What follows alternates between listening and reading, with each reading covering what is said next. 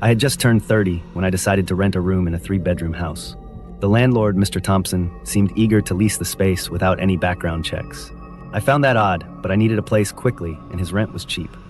So I moved in without asking too many questions. The house was old, but comfortable. There were 3 bedrooms, a small kitchen, a cozy living room, and a bathroom that I had to share with my only roommate, Elizabeth. She worked nights, slept during the day, and kept to herself. Although I had lived there for over a month, I had never actually seen her. Our schedules didn't overlap, and she seemed to be very private. From the beginning, strange things started happening. My belongings would be moved. I'd leave my keys on the kitchen counter and find them on the dining table. My toothbrush would be wet when I hadn't used it. At first, I thought I was just being forgetful, but the unease grew. One day, I came home from work to find the front door slightly ajar. I was sure I had locked it that morning. I walked in cautiously, calling out, "Hello? Is anyone here?" There was no answer. Everything seemed normal, but I couldn't shake the feeling that someone had been inside. I double-checked all the windows and doors that night, making sure they were securely locked. Then there were the sounds. Late at night, I would hear footsteps above me, even though Elizabeth was supposed to be at work. Once, I heard a faint humming, like someone singing a lullaby. It was eerie and made my skin crawl. I convinced myself it was just the house settling or my imagination. The turning point came one Friday night. I decided to relax and watch some TV in the living room. I was watching a late-night show, trying to unwind when I felt it, the sensation of being watched. I turned around, but saw nothing. I shook it off and continued watching. Suddenly, the living room light flicked off. I froze, my heart pounding in my chest. The TV was still on, casting a dim glow across the room. I turned around slowly and saw a shadow in the hallway. It was Elizabeth. She stood there for a moment, then turned and walked away without a word. "Elizabeth?" I called out, my voice shaky. No response. I got up, switched the light back on, and hurried to my room, locking the door behind me. That night, I barely slept. I kept thinking about her standing there in the dark, watching me. The next morning, I decided I had had enough. I packed a small bag and went to a nearby motel. I needed some time away to clear my head. I called Mr. Thompson and told him about the strange occurrences. He seemed concerned, but didn't offer much help. At the motel, I finally got a decent night's sleep. The next day, I returned to the house to gather more of my things. When I walked in, the house felt different, quieter.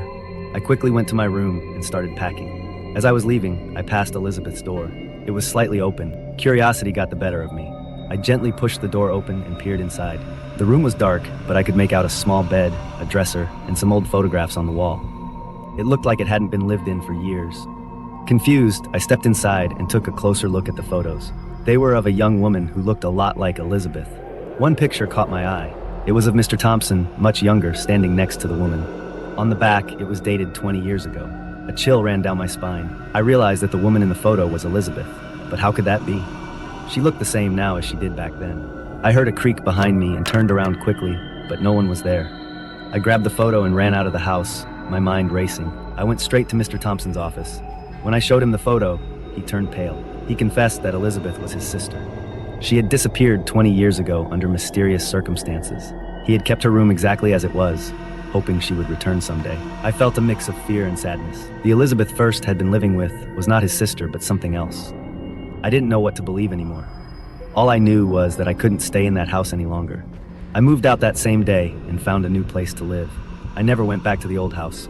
Sometimes, late at night, I still think about Elizabeth. Who or what was she? I may never know, but one thing is certain, some mysteries are better left unsolved. Before we get into the next story, if you come for the first time, please make sure to subscribe to our channel and press the bell icon for upcoming scary stories. We need your support. Please share these stories with your friends and family. Thanks.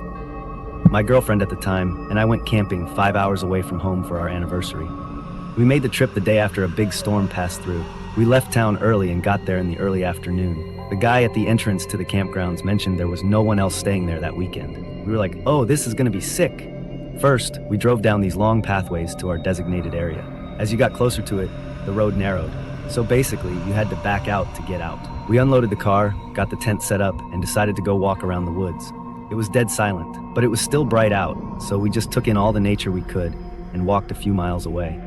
We reached this point in the woods where there were some weird-looking white cabins.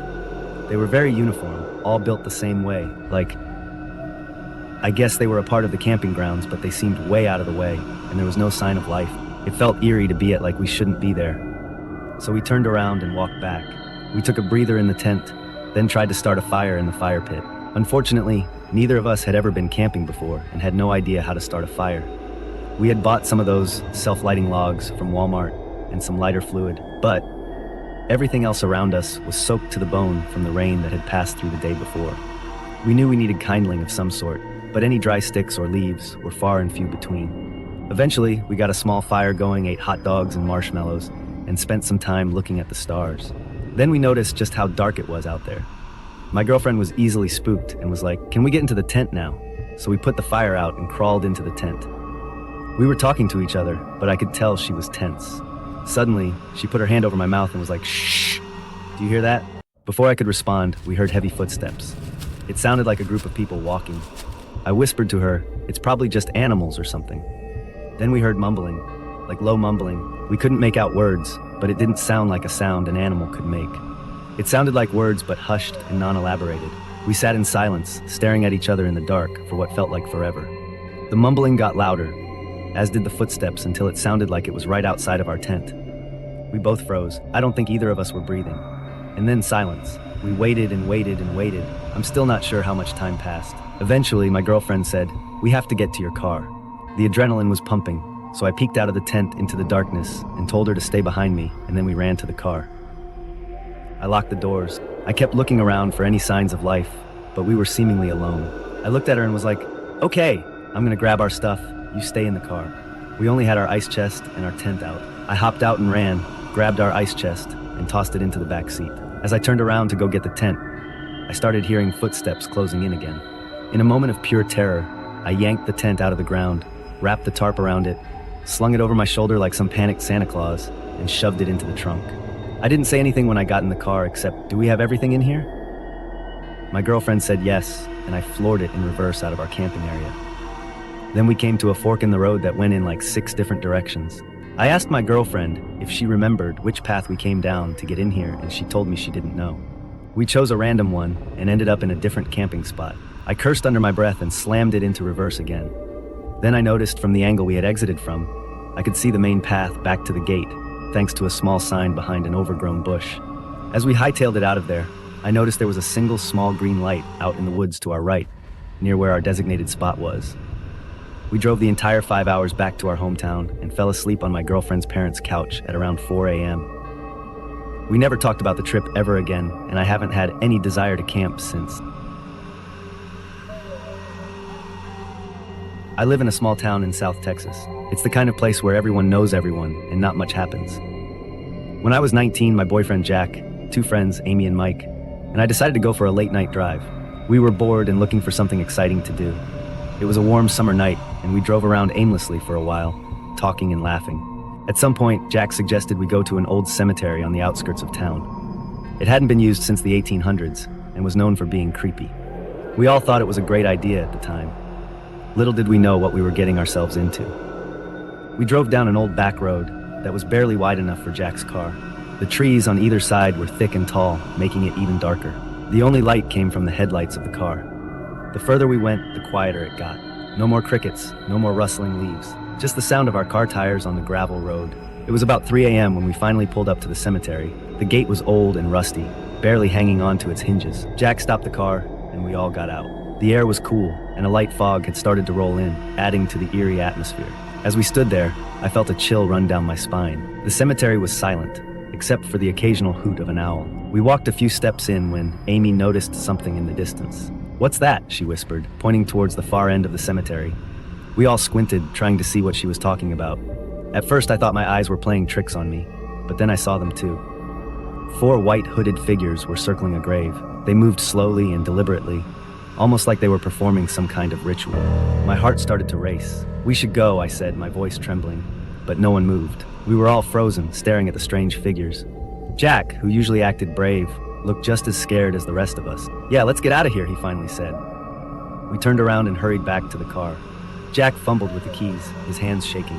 As soon as the engine roared to life, he sped off, leaving the cemetery and the hooded figures behind us. The drive back was silent.